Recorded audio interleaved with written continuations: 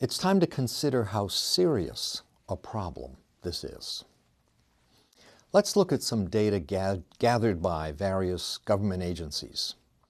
This data is from SAMHSA from 2010 and 2011. These percentages show the fraction of people aged 12 and older who took various drugs over their lifetime. You can see that alcohol has a very high percentage. More than 80% of all people aged 12 or older have used alcohol in their lifetime.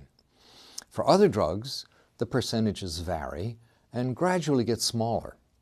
For example, only a small number have used heroin in their lifetime, but note that a much larger fraction of people, almost 14%, have used prescription painkillers, which are the same. They're opiates. Now, what about the costs of drug use? I think they're far greater than most people would imagine.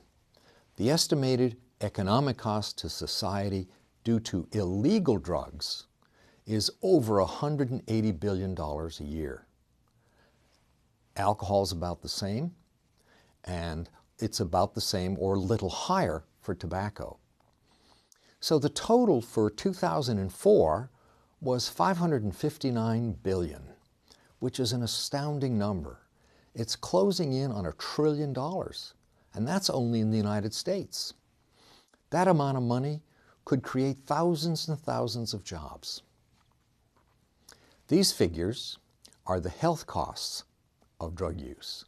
They comprise the loss of productivity, legal costs, and other kinds of expenses. But the dollar amounts that we've just talked about do not include any measure of the misery caused by drugs. We don't have an exact metric to measure misery, but we know what happens. We all know stories about people who have had their lives nearly destroyed by drugs. Just being emotionally defeated by powerful drug urges, or anything for that matter, undermines our confidence, our outlook, and performance. Some people lose careers, loved ones, friends, and personal and financial resources. Some people lose all their savings. Some people wind up in divorce court. And also, there's a dramatic and significant loss of health due to the side effects and toxicities of drugs. When health is neglected, such as when addicts are preoccupied with finding and taking drugs, problems occur. There are some dramatic before and after photos of individuals who abuse methamphetamine, which you can find by doing a search online. Some drugs cause a big change in your life with terrible consequences for your health. We can also look at the brain and the changes that occur after chronic drug use.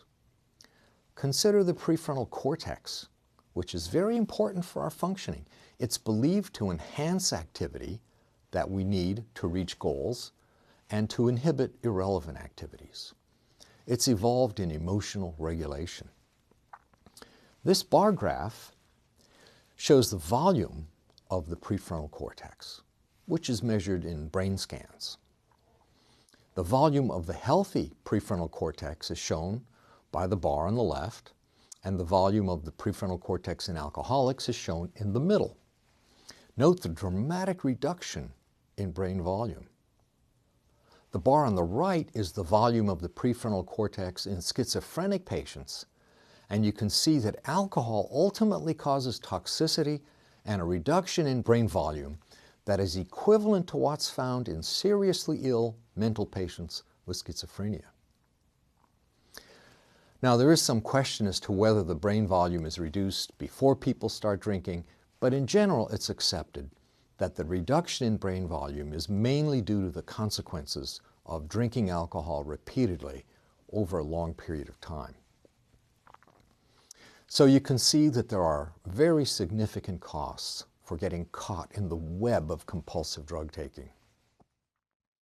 There's the economic cost, which we can measure in dollars, and there's the cost in misery and health. Overall, it's huge.